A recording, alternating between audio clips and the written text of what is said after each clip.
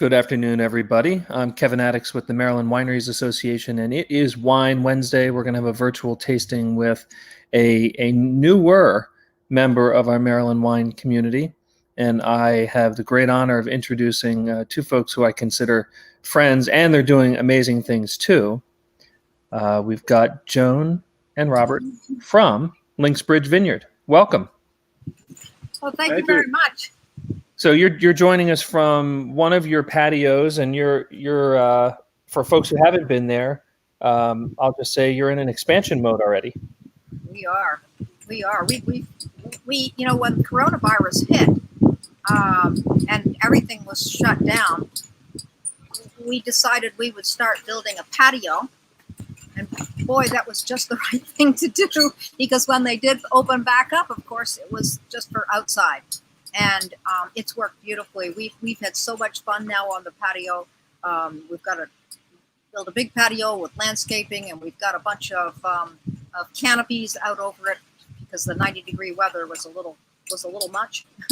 but now it's just so much fun to be out here. In fact, we come out here in the evenings at the end of the day and just sit here and relax. Sometimes it's just wonderful. So you're actually in a beautiful part of Frederick. So Frederick County is beautiful in many and most places, but you're right along the Monocacy River. Tell us about the location and maybe how you found that spot. Yeah, how'd you find it, Bob? Well, many years ago, about 15 years ago, we lived in the Bethesda area. We were looking for a kind of a weekend cabin, and we found this property and purchased it. It was on the Monocacy River, which was kind of exciting, and had about 38 acres of land, and part of it was farmland that was leased to a local farmer. And so for some years, we enjoyed just coming up here on the weekends and renovating the cabin that was on the property, and the grandchildren would come. Watching the local farmer grow soybeans, wheat, and corn. And the more we watched, the more we thought we'd like to grow something here ourselves. And after considering various possibilities, we thought maybe wine grapes would be a good thing to go with, since it's labor intensive instead of capital intensive. That wasn't what you said at the beginning. You said it wouldn't be labor intensive. Well, there are degrees of labor intensive, and now we know that we're at the right end of the spectrum. But anyway, so we thought this would be an ideal place for people to come and drink wine. They've got the river to look at, the beautiful views in all directions, and so after growing grapes here for a few years, we got the bug to make wine. And that's how we've sort of gotten to where we are today. We were selling our grapes to Old Westminster, and they would invite us in and let us help with their processing, and it just looked like so much fun. And they encouraged us to make this leap, and I'm really glad they did. I think it was a lot of fun. Faintly reminiscent of Tom Sawyer. Yeah, Tom Sawyer in there. Well, I think you've done such a great job, and I've been out there to visit, and you've got the winery, which is beautiful. You've got the patios, which I haven't seen yet. Oh, you got to come see this. This is well, and I can't wait to do that. But just the walk down to right down to the river, and you've got a nice little setting down there.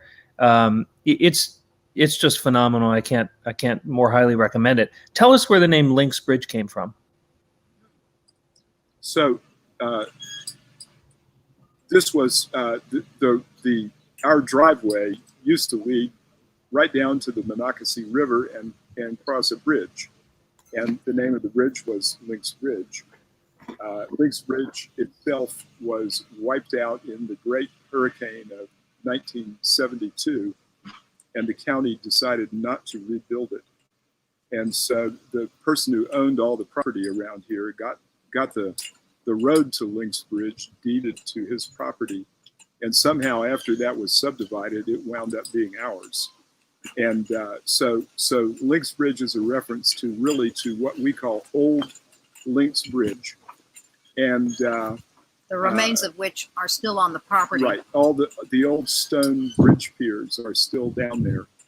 And one of the things that we have going on here is we've built a patio or a terrace, or whatever you call these things, that sits on top of one of the bridge piers. So it's a great place to just sit and watch the river roll by. And the kayakers in the summer. Well, yes, and the kayakers. So do you see more kayakers ending up at your place or leaving from your place? We do it. We get both. Yeah. We get both. Yeah. We get some just stopping off and then going on. Yep. Yep. So I wanted to say hi to Alicia and Margot, both of who have commented. Alicia from Catoctin Breeze Vineyard and Margot from Triple Creek Vineyard. Yeah. So tell me what your kind of outlook is and what your goal was when you decided to make wine. What type of wine did you want to make? Who were your influences? And then that can lead us into talking about some wine specifically. So we're on the right bank of the Monocacy River. Mm-hmm. And so we know that Maryland has a lot of overlap in its weather conditions and with the Bordeaux region here in France. So what we thought is, we're on the right bank of the river. Yeah. We should make right bank Bordeaux blends. And so we started off with the Cab Franc, and we planted the Merlot. And every year now we produce something that we call the Monocacy, a wine called Monocacy, which is a right bank Bordeaux blend. Mm-hmm. So that's part of it. And it's a beautiful wine. It's very good. Yeah. Very good. So people think of Bordeaux and they think left bank, right bank, and the right bank being less cab focused and more Merlot, Cab Franc. But you have really delicious whites. So what was your inspiration there? We had to learn about whites. When we first bought this property, for years we'd enjoyed drinking wine, but we were committed red wine drinkers, and we never drank white wine. But yet we knew when we were going to open this winery that a lot of people would prefer a white wine. So that was a real conundrum for us because we didn't know. So we started drinking white wine, and we started making white wine. And we get a lot of help from our consultant, Lucien Guillemet, who comes from the Bordeaux region and from Margaux in France. And he has been, helping us learn how to do this. And now what we've discovered, it's very odd, we like white wines. We like white wines at the right time. And so we've developed a taste for them, and our tastes are slightly divergent. Bob likes a really crisp Thank you, Darlene. Bob likes a really crisp white wine, and I like not a heavy oaked white wine, but something with a little bit more mellowness. So we go back and forth. Sometimes we go one way, sometimes we go the other. Depends on the grapes we get that year. Right. Yeah. Well, my experience with your wines is that you've got a portfolio that meets the palate of all different consumers, which is very cool. I've noticed that some wineries recently have opened up and their offerings are very specifically tailored to an audience, and I think it's great in your instance where someone can come and you've got on one end you've got the Monocacy blend and some of your other reds, which are holding up to all of the standards. But then you've got these whites, which we're seeing a lot of experimentation with whites around the state of, dry, off dry, varieties that, I just heard yesterday of someone who's planting Symphony, which is an odd vinifera cross that you don't see much. And so, that plus Chenin Blanc and other things, you really, I'd love to hear what white grapes you're planted, have planted, and you just planted some new ones this year. And then I think we've got some whites to try. So I'd love to jump into that. Okay. So we bought this new piece of property that's about a mile away, just on the other side of the river, actually. So we got the left bank. Oh yeah, now we too. can do left bank. And And we have planted the left bank reds over there. Have you really? Great. We have. yeah, but that's just a grand experiment. Yeah, right? So, we'll see how that works. But over there we have planted 12 different varieties, 6 whites and 6 reds, and we've planted them in quantities that we hope will yield us about a ton or maybe a little more of each varietal each year, with some kind of luck. And we've chosen to try things that way because with our staff, which is small, very small, we can harvest all of one variety of grape in a morning, get it back over here very quickly where the winery is, and process it that same afternoon, or at least start it off on its journey to becoming wine. So anyway, we've planted on the red side Cabernet Franc, Cabernet Sauvignon, Tannat because we crave more tannins in our wine. Petit Verdot. Absorbed. I said that. And Petit Manseng? No, Petit Manseng. No, Oh, that's the white. Yeah. That's the white I couldn't think of. Okay. Yeah. No, what are the other two? Anyway, we got a couple more reds over there. My mind is going at this point. For whites. And before, you have planted an acre of each? No, Half a acre. half acre of each. Half acre of each. Okay. So that, I was going to say, an acreage is 1 acre is a lot for a small team to handle. Yes. Yes. It certainly is. Yes, it is. Yes. So we've learned that. And Sorry, I interrupted with your list of whites. well, so among the whites, we've planted Chardonnay because we hear that. Everything we can learn about it is that it makes good Chardonnay style wine, but keeps its acid much longer than Chardonnay does as it's ripening. So that's a great thing. Petit Manseng, which Joan just mentioned, this is a grape that's grown quite a lot in Virginia and seems to do well there. Chenin Blanc, we planted that because we just love wine made from that grape, and we don't know whether it will work in this location or not. But life is a gamble. Vidal Blanc because we like Vidal, and you left out Muscat. Muscat. oh yes, and Muscat sort of ties into the wine that we would like to talk about today. So the story on our Muscat is that we learned about it from Howard Wilson and Susan Up at Newmarket Plains. New Market Plains Winery. They planted Muscat over there some years ago, and they have made every kind of wine out of it. It's very versatile. So they have made beautiful, dry, aromatic wine. It's gorgeous. Wines. They've made a dry, sparkling wine out of it. They've made, I don't know if they've actually, yes, they made a port style wine called a sticky out of it. It's a kind of an Australian concept. And so anyway, there's a lot you can do with Muscat. And so we planted half an acre of Muscat at our new location, which is called Chestnut Hill. But we really wanted to play around with it some too. So last year at harvest time, we bought a lot of Muscat juice from a broker in Washington State.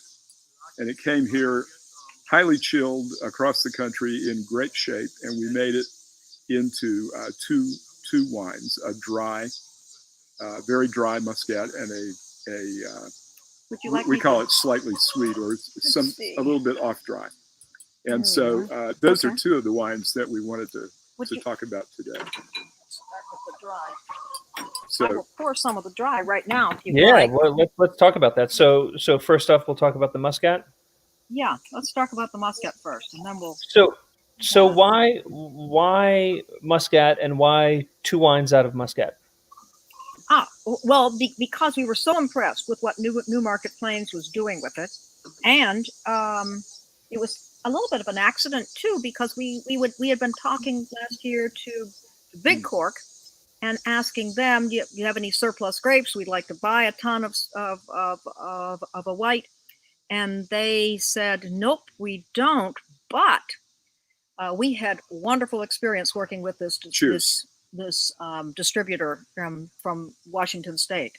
So indeed, it turned out very well. And I think if you get red grapes from the West Coast, it's tricky getting them all the way across in good shape. But with the white wines, the process is different. They go ahead and juice them, so that all they have to ship is the juice.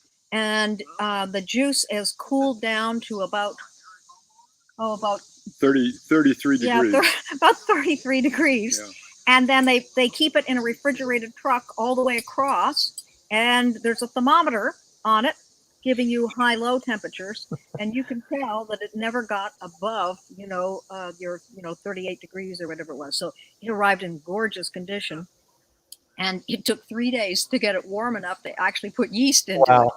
Yeah. So then we divided it into two batches. One we let go slightly sweet, and the other is 100% dry. And the aromas are wonderful. It's very floral, very floral wine.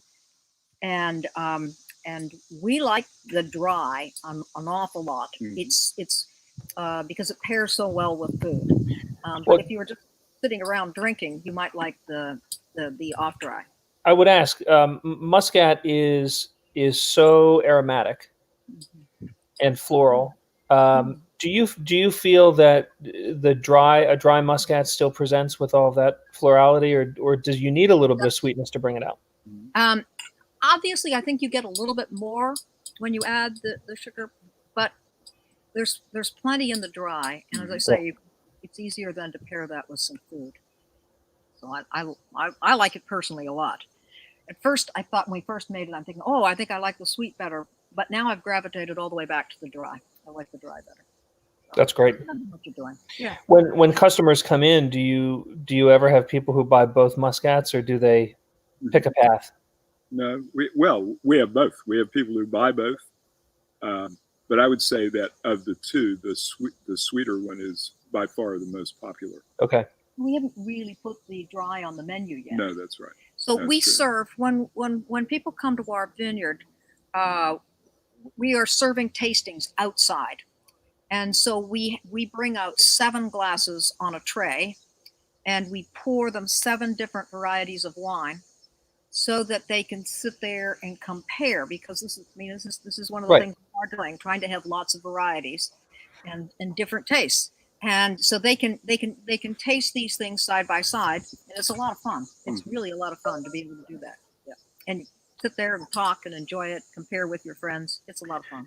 So other than the sugar, what do you think is the main difference between the two, the sugar level? Let me pour some of the sweet here and see if I can refresh my mind.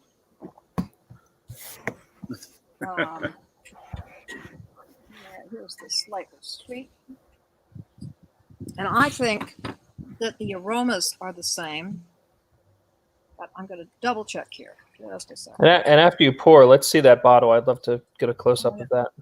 So this is up on the label. Whoops, I can't get this. There we are. Right down there. Yeah. Yep, there's our bridge. Yep. That we the pier. That's the pier that's in the middle of the water. And there's another pier on the land where we've made our patio. And it's a lot of fun to be bird watching, or just watching the kayaks go by. It's a perfect spot. And I'm still getting the same wonderful aromas. Okay.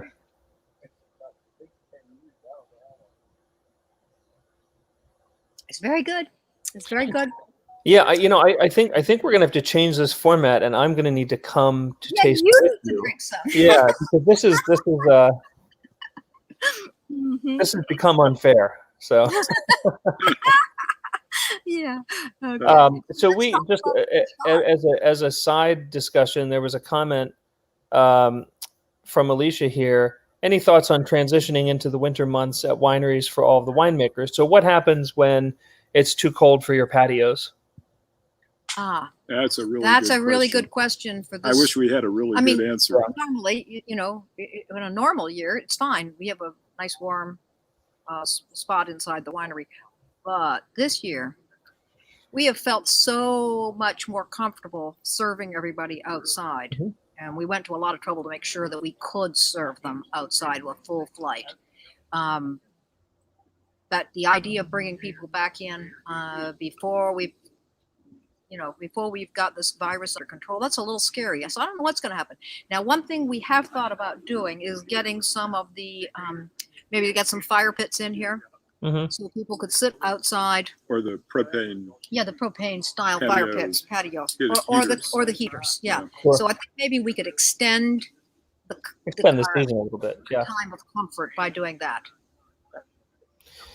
Yeah, I wish there was a clear answer. Alicia, I've heard a variety of different suggestions from wineries, from tents that will have 3 tent sides down and some heaters inside, to figuring out heating pads to go at the bottom. But aren't we doing the same thing? Just putting up a tent doesn't. That's like. Well, yeah. I mean, if you had the quote unquote the windows cracked, and had one side open and the windows cracked, you're at least mildly sheltered. But still, if you've got, if we're in a blizzard, you're feeling the blizzard. So I'm not sure what the answer is. This will just be an unusual winter. Yeah. Well, hopefully a very warm winter. Yeah. One thing that will simplify things a little bit for us is that our custom has become to close about the middle of December and open back up at the very end of January. Mm-hmm. So that cuts out a month and a half of a really cold weather. Do you want to So shall we also try the Vachard? Yeah, let's try the Vachard. Okay, so the Vachard has a unique name for a unique reason. This one has the painted bottle, and it's got the picture of the bridge again on the label. That's a little hard. Up we go. And this we did our first Vachard in 2016, and it was an idea proposed to us by our consultant, and he said, I think you should try a blend of these two.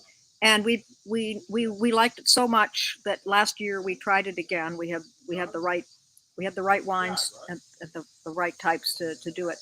And so again, let me pour a little bit, and Bob is gonna miss out. I'm just doing this, Kevin, to make you wish that you were here. All right. Thank you very, very much. And again, a very nice aroma, and it is.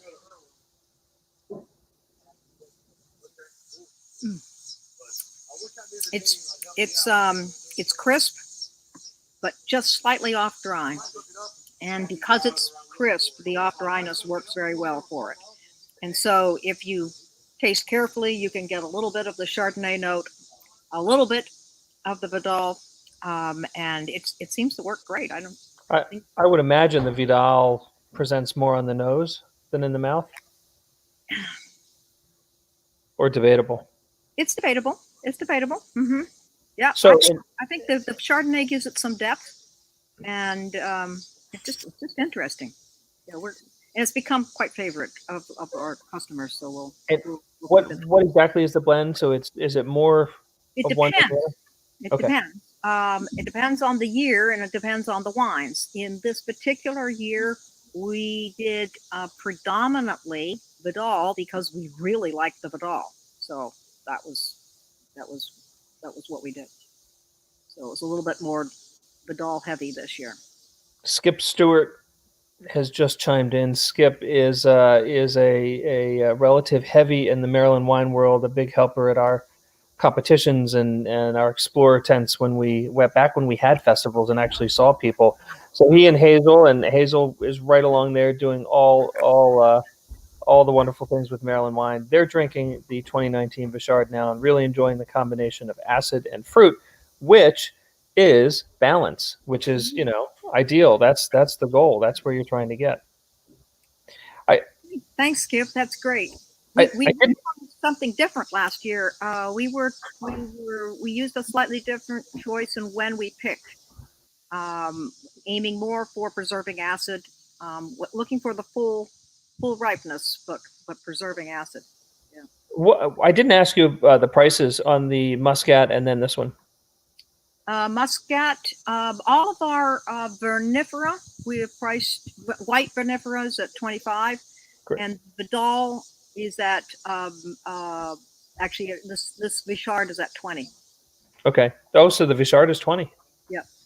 Okay, and the Muscat would be 25. Mm-hmm. Great. All right. So what do you have next in line? I Okay. hate to keep asking you to sip wine. Yeah. We have also a 2019 Chardonnay. Great. Do we have? How much time do we have? I guess we're okay. Okay. We got time, yeah.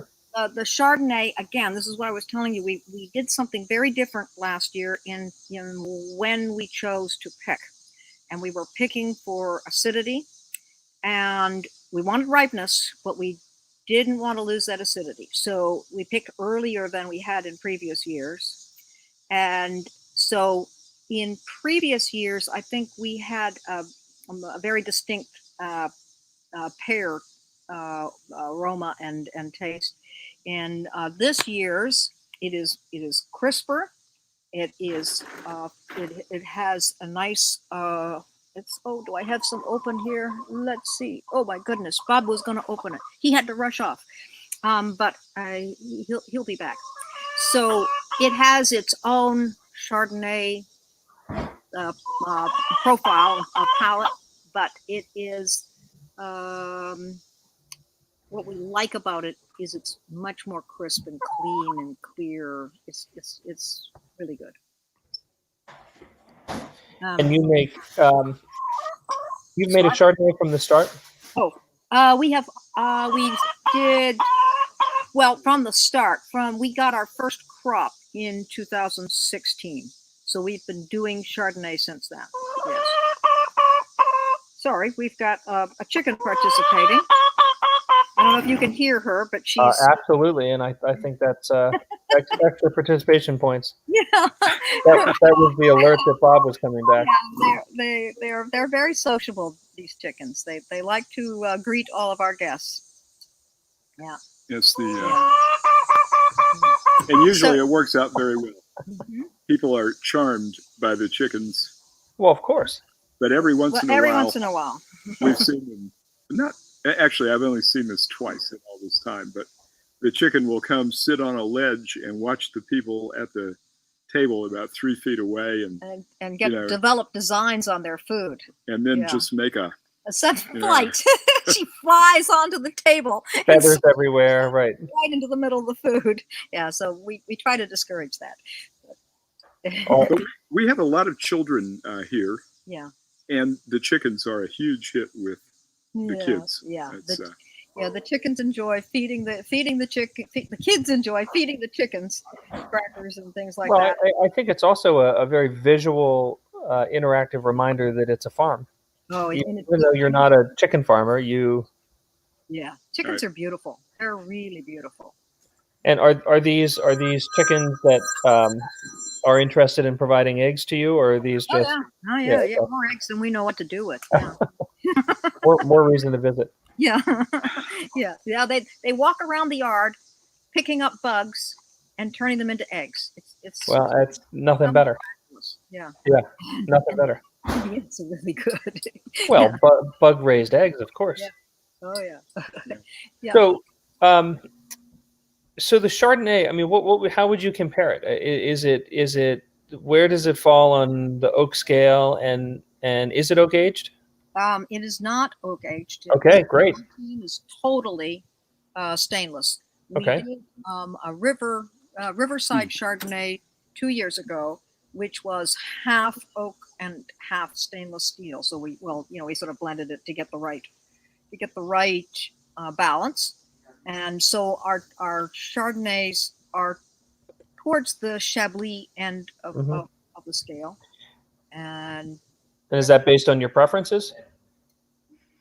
It's based on my preferences. that's on That's Bob's. based on okay. Since That's I what said Bob likes to I drink. would go for a little. In fact, so this year we did buy a couple of we got a couple of white grape barrels, so that we could actually do some with a little bit of oak, not heavy oak, but a little bit of oak.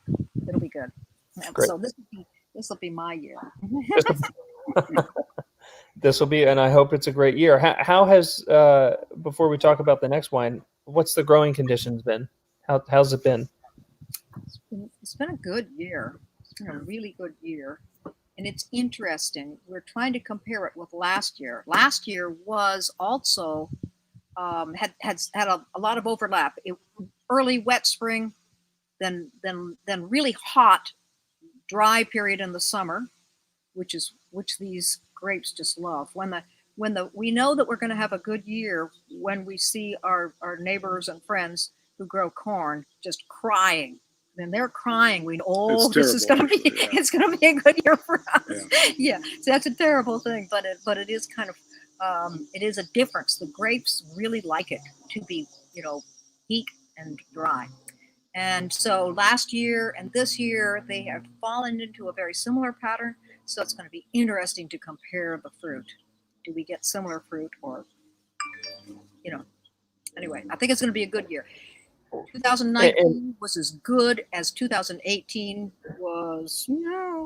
Was bad, yeah, not good. And Bob and I were talking earlier. You're in a bit of a conflicted state right now about rain, because while the mature grapes want no rain well, they want it, but they shouldn't have it because the fruit's much better without the rain. You've got new plantings. That's right. Yes, and they're at the top of a hill. And there isn't much water at the top of a hill. No, there's not. Well, because we've never had to water our grapes. We just haven't had to.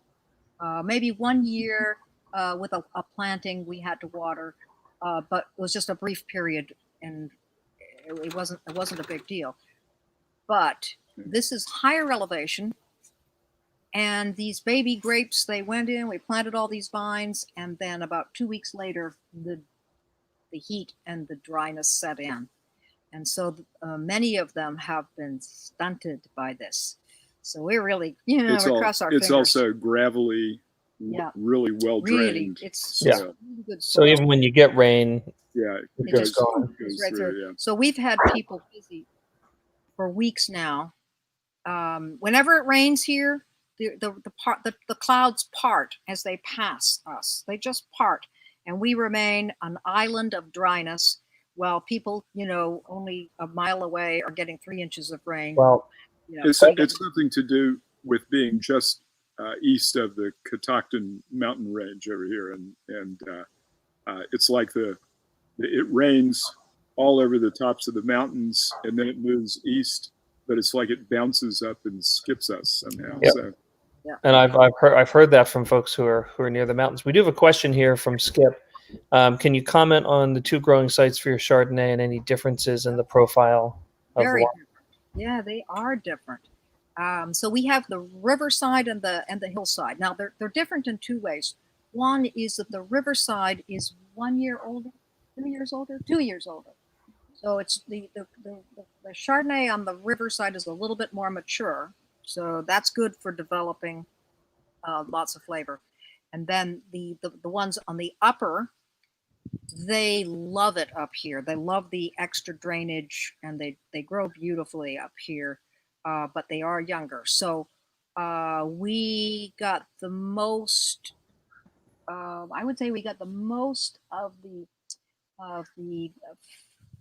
fruit flavors from the hillside, but I like the other, complexities that we get from the riverside. So the riverside was more my favorite.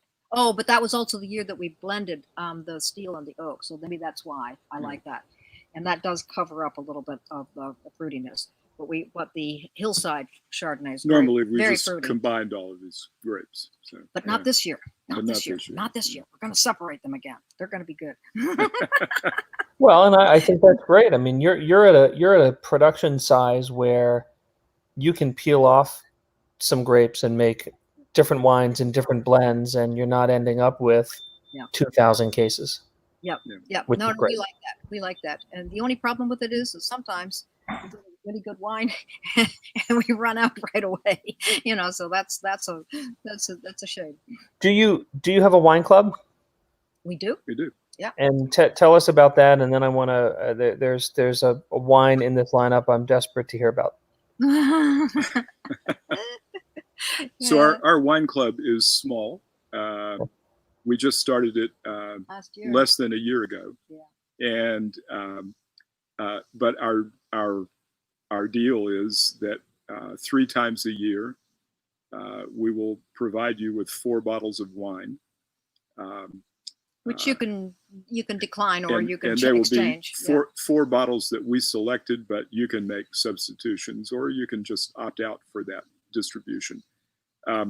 And you get a 15% discount. And also, when we distribute these selections, we're trying to have it so that everyone can come and taste them on the pickup day, and maybe have an event of some have kind. a little event of some kind to go along with it. Yeah.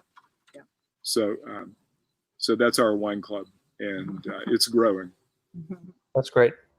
Do you reserve any wine specifically for the wine club? We've been trying to release new wines first to the wine club. Okay. And then put them, on our general menu. But we don't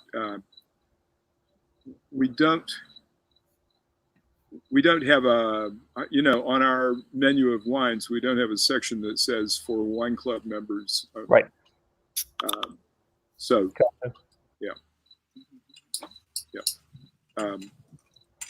So did you show them the sparkling wine? Sorry, I had to go for a minute. No, we haven't. That's the one I'm just quietly, 30 miles away waiting for. Okay. So here we go. The bottle, of course, does not begin to tell you what goes into it. This is called River Rocks. We started. That's the name of this. Yeah, wine. We started this in 2017, and we the first thing you do when you make a sparkling wine is you make the cuvee, the plain white still dry wine, and you get that absolutely to dryness so that there's no sugar left, because it's very important when you go to the next step to know precisely how much sugar you're putting in. So the next step took us 2 years to decide. No, a year. A year? No, it was more than a year and a half, somewhere. We kept putting it off. We had the white wine all ready to go, but every time we'd read the directions, they seemed to get more and more complicated. So we wrote out. Wait, did someone tell you in the beginning that sparkling wine was simple to make? No. Well, it sounds simple. It sounds simple. Right. I mean, what's so hard about it? You make some dry white wine.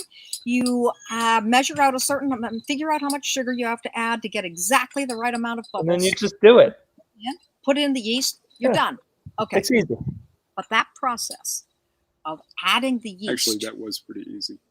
No, that was the thing that took us 3 days of sitting there with our daughter, reading the directions, rereading the directions, comparing that with our consultant's notes about what to do, and going, but why do they do that? Mm-hmm. Why do they do this step? Why do they do that step? We couldn't figure it out. And it wasn't until we actually finally just got our courage together and said, okay, we're going to do this. And we started going through the process, which takes what you're trying to do is add yeast to a wine that's already at 11% alcohol. Well, it's hard to get yeast started then, because the yeast, it's going into a poisonous environment. I mean, it's a classic pollution case. What happens to yeast is it grows and grows in a container, in its little earth, its little universe, and it produces a waste product, which is alcohol, and eventually its own waste products kill it. There's a lesson there for all of us. So it's a story I've heard before. Yeah. Right. Yeah. So now we have to put the yeast in and get it to go, even though it's a fairly toxic environment. So you've got to worry about doing things, not shocking it with temperature, not shocking it with moving in too rapidly. You start it off in a portion of the wine, and you get it growing and growing. Okay, we got it going. Okay, now we can add it slowly to the main cuvee in the tank, and there's many steps. We successfully did that, and then when you get it, you mix it up really quickly. Now you've got it, and the yeast is going, and it's starting to make gas. You got to get it in the bottles. So immediately then we go to work. Our entire group plus grandchildren, I guess, and children, and we are bottling these things, getting them on, and you put a little capsule in the top, which is going to catch the yeast when you're done, and then you put a cap on it, and then we put it aside, and we turn them every now and then and keep them just growing those tiny little bubbles on that yeast. And it sat there now for another year and a half. 2 years. 2 years. 2 years.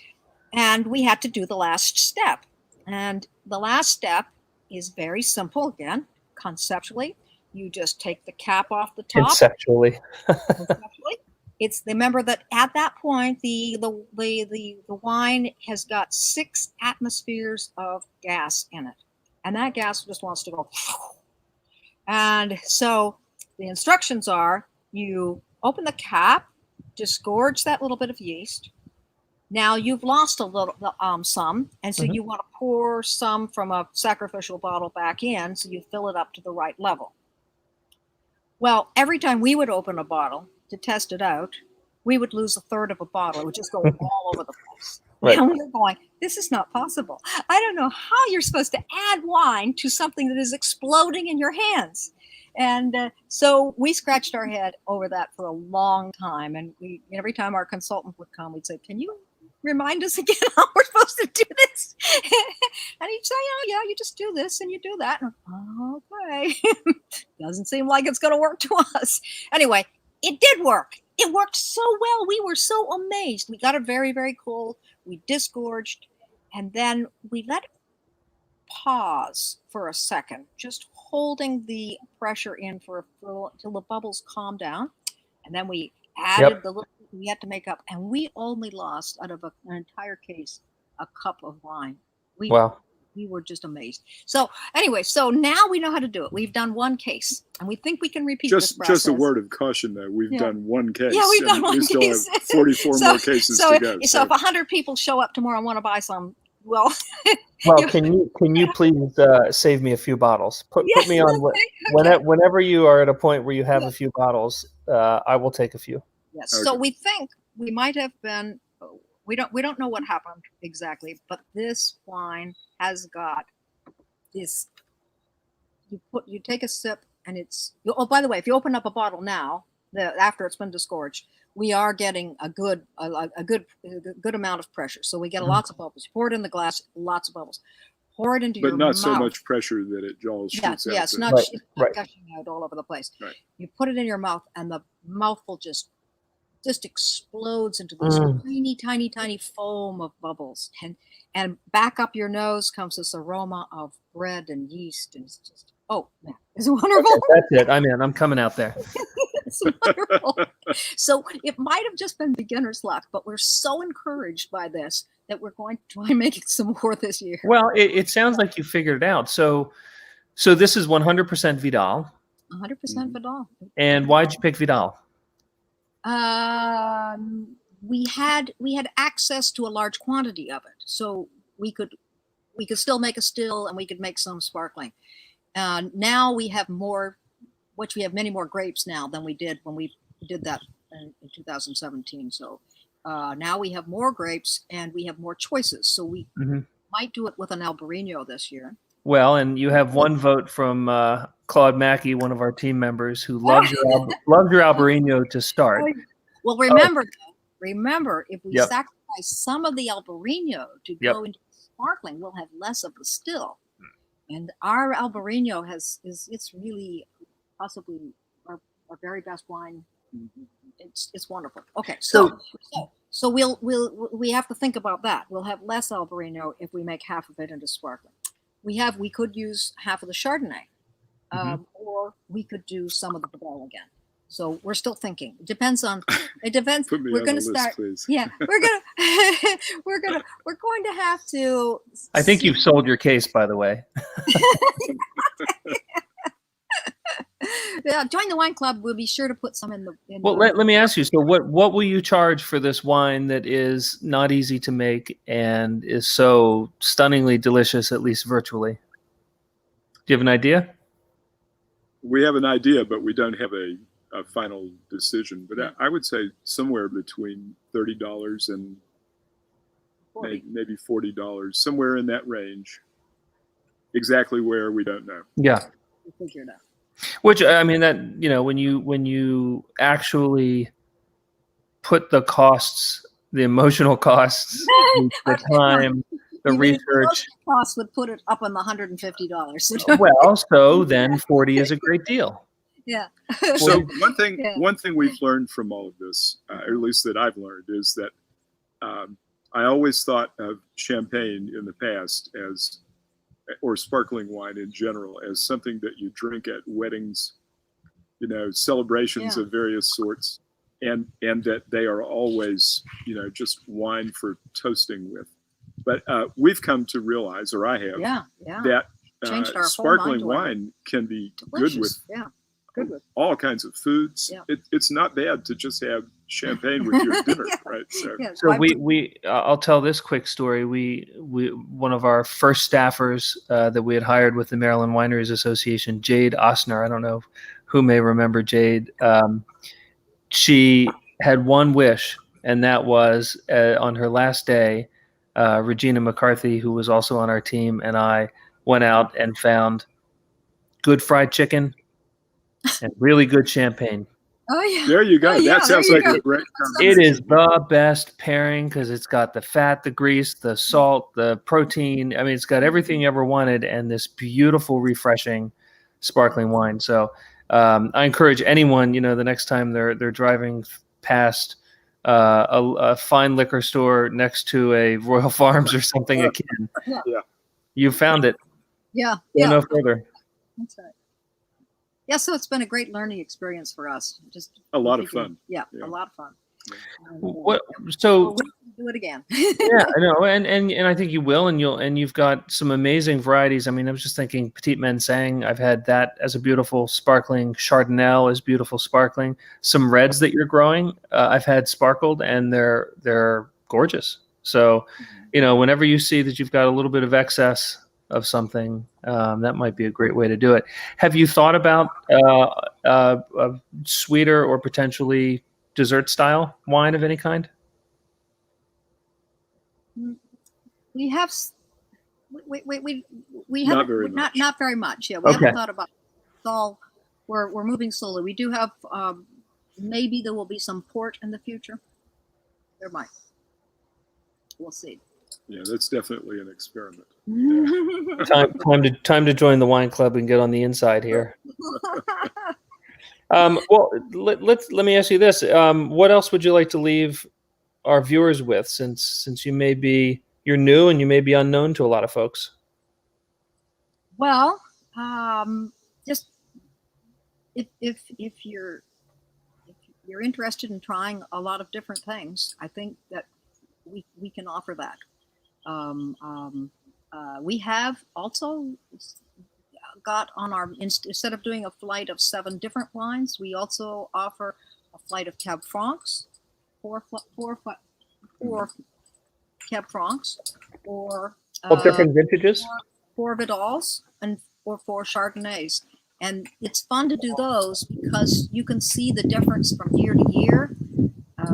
Remarkable difference in grapes. It's just stunning what weather does. Just stunning. So.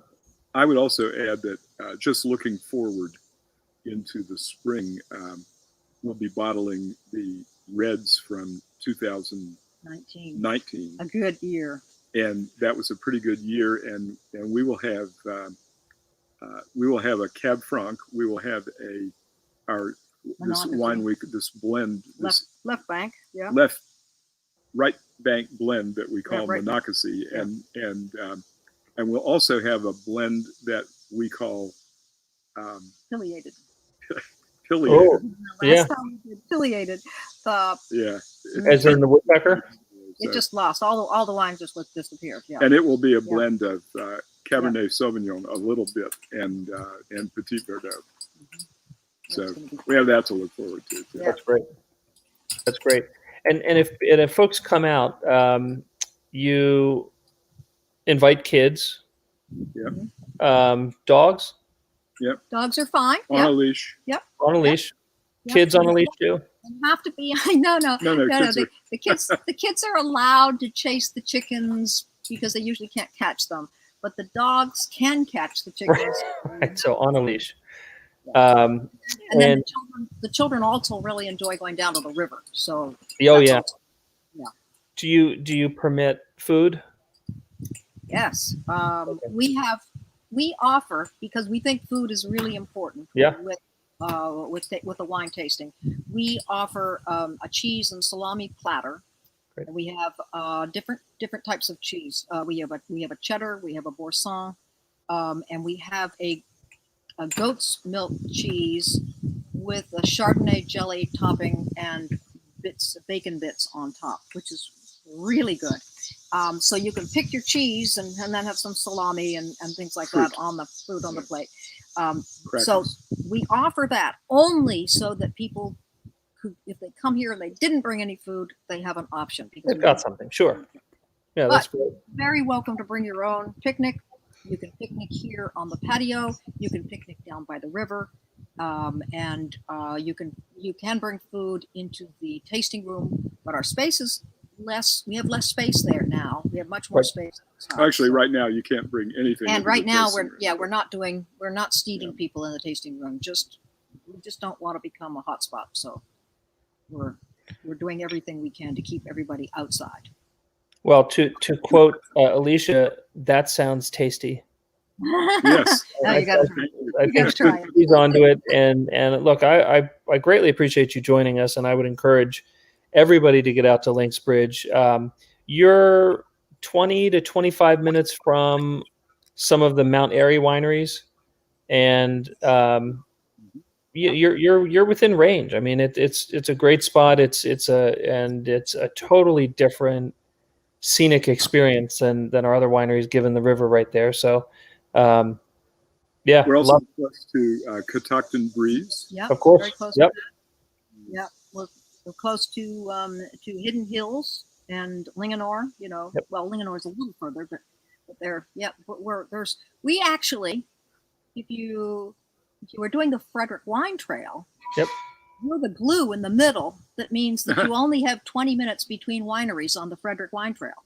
So you get your us. Yeah, if it wasn't for us, meat and the left cheese. side and the right. Yeah. Yeah, that's great. So last question, Alicia asked if you have group number restrictions beyond the state's 6-party restriction. Do you have something in addition to that? No, we've been seating parties of 6 at a table. And if someone comes along with more than that, we make them split up and sit 6 or 8 feet apart. Yep. We're pretty worried about the whole coronavirus situation still, and we want to do what we can to keep this thing from going around more. So, right. Yeah. Well, we appreciate that, and again, thank you for joining. And I got to get out there and try some wine. I've become thirsty over this 55 years. Yeah. Well, Well, thank you. thank you for the That's a very opportunity. This kind is thing very to nice. say. We That's- really Yeah, enjoyed it. well, it's all wonderful, and say hi to the chickens and to Cato and everybody. Much appreciate you joining. Yep. Bye-bye. Bye-bye. Thank you. And to everybody else, again, thank you so much for being a part of this and for the comments and for being involved in the conversation. You can learn more at marylandwine.com, all about what we're doing in the industry. And I've been teasing it for a few weeks now. Very shortly, you will be hearing about the Maryland Wine Explorer Club, which will be your way in to some really incredible wines, many of which you will never have heard from. But this will be a great introduction to our industry for folks who know nothing about Maryland wine, but especially for those who are excited about Maryland wine. So as we go through our team and our tasting panel, we try amazing things, new wines, maybe some older vintages that are showing unbelievably well. They're going to be in these packs, and it's the only way you're going to find them is through our Wine Explorer Club. So stay tuned for that. Again, thanks everybody for joining, and